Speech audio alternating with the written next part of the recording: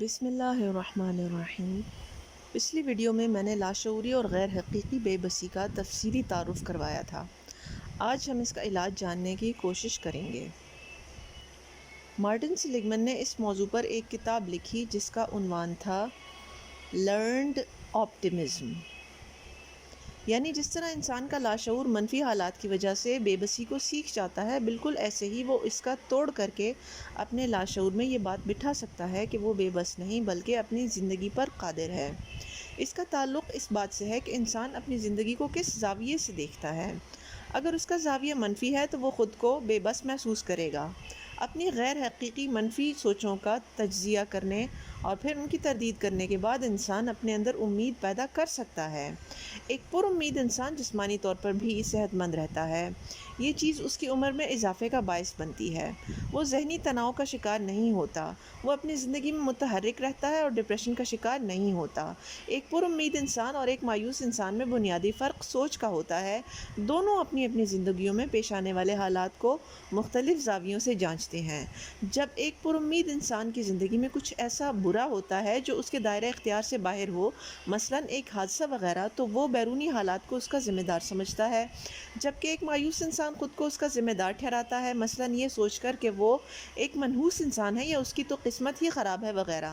دوسری طرف جب ایک پر امید انسان کی زندگی میں اس کی کوششوں کی وجہ سے کچھ اچھا نتیجہ حاصل ہوتا ہے تو وہ اس کو اپنی محنت کا صلہ گردانتا ہے، جبکہ مایوس انسان یہ سمجھتا ہے کہ اس کی وجہ بیرونی حالات ہیں، مثلاً یہ کہ یہ محض حسن اتفاق ہے وغیرہ۔ اس کی عزت نفس اتنی مجروح ہو چکی ہوتی ہے کہ وہ خود کو جائز طور پر شاباشی یا کریڈٹ بھی نہیں دے سکتا۔ ایک پر امید انسان سمجھتا ہے کہ برے حالات محض عارضی ہوتے ہیں اور جلد گزر جاتے ہیں، وقت کبھی ایک سا نہیں رہتا، لہٰذا برا وقت بدل کر اچھا وقت اس کی جگہ آنا ایک فطری بات ہے۔ اسی لیے یہ انسان ناکامی کے وقت ہمت نہیں ہارتا اور اپنی ہمت بحال کر کے کامیابی کے راستے پر دوبارہ گامزن ہو جاتا ہے، جبکہ ایک مایوس انسان سمجھتا ہے کہ وقت ہمیشہ برا ہوتا ہے اور اسی لیے اس کے حالات کبھی تبدیل بھی نہیں ہو سکتے۔ یہی وجہ ہے کہ جب وقتی ناکامی کا سامنا کرنا پڑے تو وہ ہمیشہ کے لیے ہتھیار ڈال دیتا ہے اور دوبارہ کوشش ہی نہیں کرتا کامیاب ہونے کی، بہت جلدی ہمت ہار جاتا ہے۔ ایک پر امید انسان اگر زندگی کے ایک شعبے میں ناکامی حاصل کر لے تو وہ یہ جانتا ہے کہ اس کا یہ مطلب ہرگز نہیں کہ وہ زندگی کے تمام شعبوں میں ناکام ہے، لہٰذا وہ اپنی زندگی کے دوسرے شعبوں میں محنت جاری رکھتا ہے، جبکہ ایک مایوس انسان سمجھتا ہے کہ اگر زندگی کے ایک شعبے میں وہ ناکام ہو گیا تو اس کا مطلب یہ ہے کہ وہ زندگی کے ہر شعبے میں ناکام ہی ہوگا۔ انسان کی سوچ کا یہ منفی انداز دراصل اس کا لاشعور حالات کی تلخی کے باعث سیکھ جاتا ہے، جیسا کہ پچھلی ویڈیو میں تفصیل سے بیان کیا جا چکا ہے۔ مارٹن سیلیگمن کے مطابق اس انداز فکر کو شعوری طور پر چیلنج کر کے اس کی جگہ منطقی اور مثبت سوچ کو جگہ دینے سے ہی اس بے بسی کے احساس کو ختم کیا جا سکتا ہے۔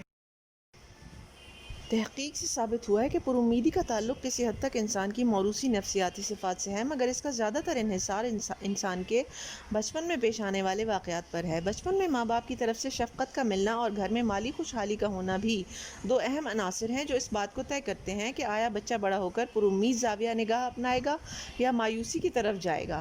سیلیگمن کے نزدیک بلوغت سے پہلے انسان کے اندر امید افزا انداز فکر کو پروان چڑھایا جا سکتا ہے تاکہ بچے میں یہ صلاحیت پیدا ہو کہ وہ اپنی سوچوں کا خود جائزہ لے سکے، یعنی وہ اپنی سوچوں کے بارے میں خود سوچ سکے کہ آیا وہ منطقی طور پر مثبت ہیں یا منفی، یعنی وہ یہ پرکھ سکے کہ آیا اس کی سوچیں اگر منفی ہیں تو کیا واقعی حقیقت پر مبنی ہیں یا صرف اس کے ذہن کی اختراعات ہیں۔ اگر بچپن میں ہی بچوں کو یہ ہنر سکھا دیا جائے تو بلوغت میں وہ ڈپریشن کا مقابلہ بہت اچھے طریقے سے کر سکتے ہیں۔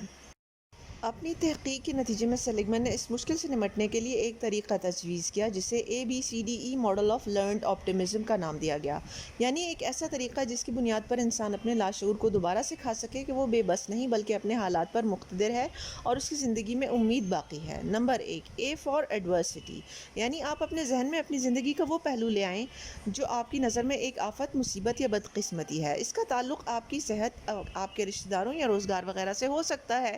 مثال کے طور پر اگر آپ روزگار کے سلسلے میں ایک انٹرویو میں ناکام ہوئے ہیں تو یہ آپ کی نظر میں ایک آفت ہے۔ نمبر 2، B فار بلیف، اس سے مراد وہ عقیدہ ہے جو آپ کے ذہن نے اس آفت کے بارے میں خود سے گھڑ لیا ہے۔ آپ اس کو لکھ لیں اور لکھنے میں دیانتداری سے کام لیں، اس کی شدت کو کم کرنے کی ضرورت نہیں، آپ کے دل میں جو ہے اس کو کھل کر بیان کر دیں۔ مثلاً آپ کی انٹرویو میں ناکامی کے بارے میں آپ کی یہ سوچ ہو سکتی ہے کہ میں تو ہوں ہی نکما، مجھے تو کبھی نوکری مل ہی نہیں سکتی، میری تو قسمت ہی خراب ہے وغیرہ۔ Number 3، see for consequence. اب اس بات کا جائزہ لیں کہ ان غلط عقائد کی وجہ سے آپ کی زندگی میں کیا نتائج ظاہر ہوئے اور آپ کے رویے میں کیا تبدیلی آئی۔ مثلاً جب آپ انٹرویو میں ناکام ہوئے اور آپ نے اس کو اپنے نکمے پن اور بری قسمت سے جوڑا تو اس کے نتیجے میں کیا ہوا؟ کیا آپ نے دوبارہ انٹرویو دینے کے لیے کوئی کوشش ہی نہیں کی؟ کیا آپ ہاتھ پہ ہاتھ دھرے بیٹھے رہے؟ نمبر 4، ڈی فار ڈسپیوٹ، یعنی اپنے غلط عقائد کو چیلنج کر کے ان کے خلاف ثبوت لائیں تاکہ ان کو غلط ہی ثابت کیا جا سکے۔ اپنے ذہن میں اپنے ہی عقائد کے ساتھ تکرار کریں، اپنے عقائد کے خلاف ثبوت لائیں تاکہ آپ کا ذہن سیکھ جائے کہ پچھلے عقائد غلط تھے۔ مثلاً اگر انٹرویو میں ناکامی کی وجہ سے آپ کے ذہن میں اپنے بارے میں غلط عقائد جڑ پکڑ چکے ہیں تو اپنے آپ کو یاد دلائیں کہ زندگی میں اس سے پہلے آپ کتنی مرتبہ کامیاب ہوئے تھے، آپ نے کون کون سے محاذوں پر کامیابی حاصل کی تھی، آپ کی زندگی میں آپ کے کس کس استاد یا بڑے افسر یا والد یا دوست وغیرہ نے آپ کی صلاحیتوں کی تعریف کی تھی، آپ نے کون کون سے پروجیکٹ کامیابی سے مکمل کیے تھے، یا آپ کی صلاحیتوں کے اعتراف میں آپ کو کون کون سی ڈگریاں اور سندیں ملی تھیں وغیرہ۔ یہ تمام حقائق ہیں جو دراصل آپ کا ذہن ڈپریشن کے زیر اثر بھلا چکا تھا اور آپ کو صرف تصویر کا منفی رخ ہی دکھا رہا تھا۔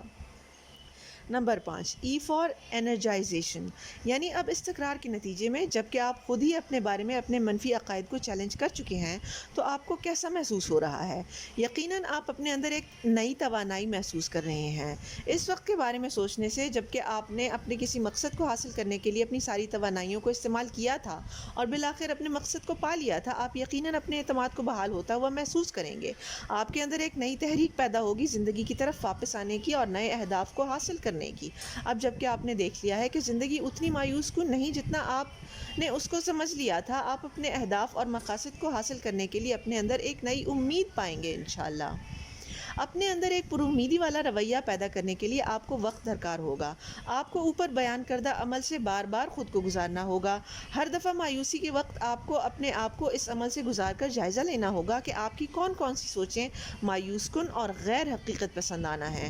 بالآخر آپ اس قابل ہو جائیں گے کہ اپنی بے بسی کو خود مختاری میں تبدیل کر سکیں انشاءاللہ۔ آپ کی توجہ کا شکریہ۔